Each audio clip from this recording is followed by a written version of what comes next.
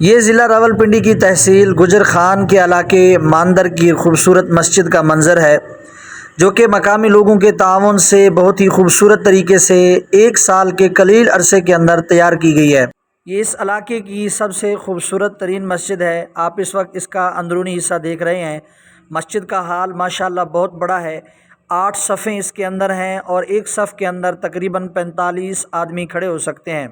مسجد کی سامنے والی دیواروں کے اوپر دائیں جانب اللہ پاک کے نام، بائیں جانب حضور علیہ الصلوۃ والسلام کے اسماء گرامی، اور دائیں جانب کعبہ شریف کا عکس، بائیں جانب روضہ رسول کا عکس۔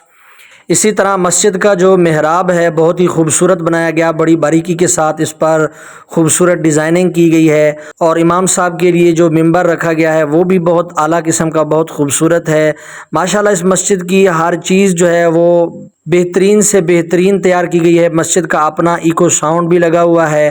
ہر قسم کی آسائش سے، سہولتوں سے مسجد کو آراستہ کیا گیا ہے۔ سب سے خوبصورت اور سب سے پیاری جو چیز ہے وہ مسجد کے اندر کی گئی جو سیلنگ ہے ماشاءاللہ بہت ہی پیاری ہے، اور بہت ہی زبردست قسم کی سیلنگ کی گئی ہے۔ یہ مسجد کا مین ہال تھا۔ آئیے اب آپ کو مسجد کا فرنٹ دکھاتے ہیں، باہر سے مسجد کی لکنگ کیسی ہے ماشاءاللہ۔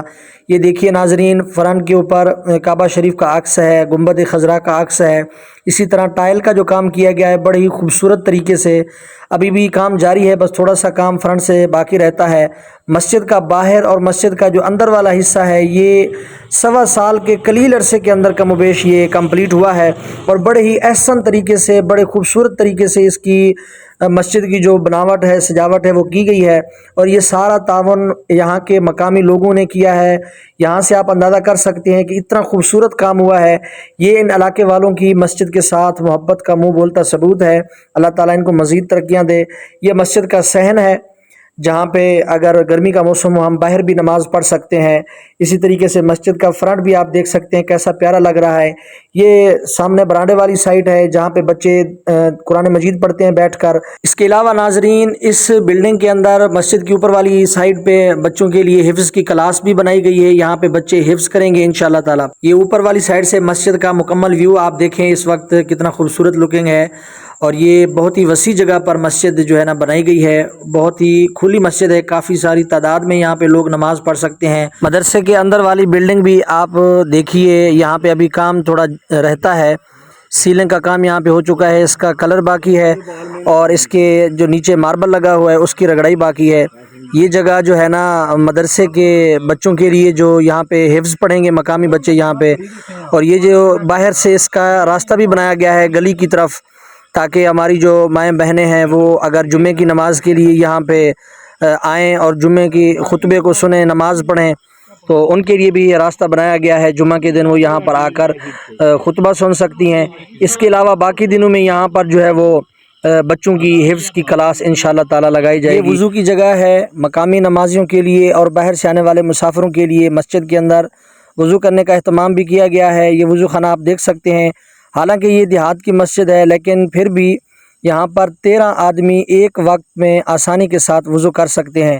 وضو خانے کا بڑا وسیع انتظام ہے۔ سردیوں میں گیزر کا بھی یہاں پہ انتظام کیا گیا ہے۔ اسی کے ساتھ ساتھ باتھ روم بھی بنائے گئے ہیں تاکہ جو مسافر حضرات باہر سے آتے ہیں جمعہ والے دن، یہاں پہ کافی تعداد ہوتی ہے، مقامی حضرات بھی ہوتے ہیں، تو 10 کے قریب یہاں پہ باتھ روم بنائے گئے ہیں۔ ٹھنڈے پانی کے لیے بھی مسجد کے اندر کولر لگایا گیا ہے، یعنی کہ اس مسجد کے اندر یہ واحد اس گاؤں کی خوبصورت ترین مسجد ہے جس کے اندر ہر طرح کی سہولتیں جو ہے نا الحمدللہ دی گئی ہیں۔ اسی وجہ سے الحمدللہ جمعہ والے دن آس پاس سے کافی تعداد میں لوگ یہاں پہ نماز جمعہ کے لیے حاضر ہوتے ہیں، اور یہاں کے خطیب صاحب بڑے منظم انداز سے، بڑے خوبصورت طریقے سے واعظ و نصیحت فرماتے ہیں۔ آئیے خطبہ جمعہ کی چند جھلکیاں آپ بھی سنیے۔ فارحین بما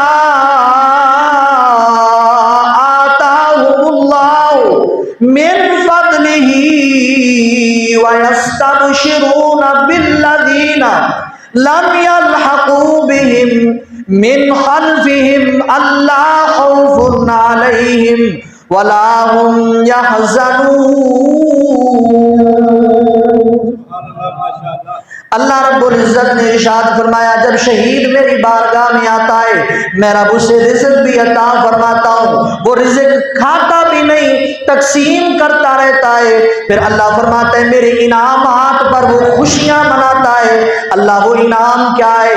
اللہ فرماتا ہے میرے اس انعام شہید خوشیاں مناتا ہے، پھر اپنے پچھلوں کو یہ خوشخبریاں دیتا ہے کہ اے لوگوں، میری موت کو عام لوگوں جیسی موت نہ سمجھنا، میرا جانا عام لوگوں جیسا جانا نہیں ہے، بلکہ میں جب دنیا سے گیا تھا میری زمین، میرا خون زمین پر بعد میں گرا، اللہ کا دیدار پہلے نصیب ہو گیا تھا۔ بعد والوں کو وہ خوشخبریاں دے رہا ہوتا ہے اور یہ کہہ رہا ہوتا ہے کہ ایمان والو، اے نبی کے غلامو، اگر تم میرے جیسی موت چاہتے ہو، اگر میرے جیسا انعام چاہتے ہو، اپنی زندگی کو اسی طریقے پر گزارو جیسے رب کے رسول نے بیان فرمائی ہے، جیسے رب کے رسول نے حکم دیا ہے، اپنی زندگی کو اس طریقے کے مطابق گزارو۔ پھر جب تم دنیا سے جاؤ گے، دنیا والے رو رہے ہوں گے، آسمان کی مخلوق تمہارے دنیا سے جانے پر خوشیاں منا رہی ہوگی، رب کے فرشتے بھی خوشیاں منا رہے ہوں گے، اور جنت کی مخلوق بھی خوشیاں منا رہی ہوگی۔ اللہ کی مخلوق یہ کہہ رہی ہوگی، دنیا سے ایک ایسا شخص ہمارے پاس آیا جو رب کا بھی فرما بردار ہے، رب کے یار کا بھی فرما بردار ہے۔ زندگی تمہاری اس حال میں گزرے کہ جب تمہاری روح فرشتے آسمان کی طرف لے کر جائیں تو اللہ کا قرآن فرماتا ہے جب نیک بندے کی روح فرشتے لے کر آسمان کی طرف جاتے ہیں تو آواز قدرت آتی ہے، ارجعی الی ربک راضیۃ مرضیہ۔ جب نیک بندے کی روح اللہ کی طرف جاتی ہے، آسمانوں کی طرف پرواز کرتی ہے، آواز قدرت آتی ہے، اے نیک روح اپنے رب کی طرف اس حال میں پرواز کر، راضیۃ مرضیہ، وہ تجھ سے راضی ہو جائے، تو اپنے خدا سے راضی ہو جائے۔ یہی بیان امام حسین کربلا میں فرما رہے ہیں، جب دنیا سے جا رہے ہیں یہی بیان حضرت امام حسین فرما رہے، مالک سب کچھ دیکھ کر تیرا حسین راضی ہے، بتا تو بھی راضی ہے کہ نہیں۔ ناظرین، امید ہے یہ ویڈیو آپ کو بہت پسند آئی ہوگی، آگے دوستوں کے ساتھ اسے شیئر بھی کیجئے۔ اسی کے ساتھ ہمیں دیجیے اجازت، اپنا بہت سارا خیال رکھیے، السلام علیکم۔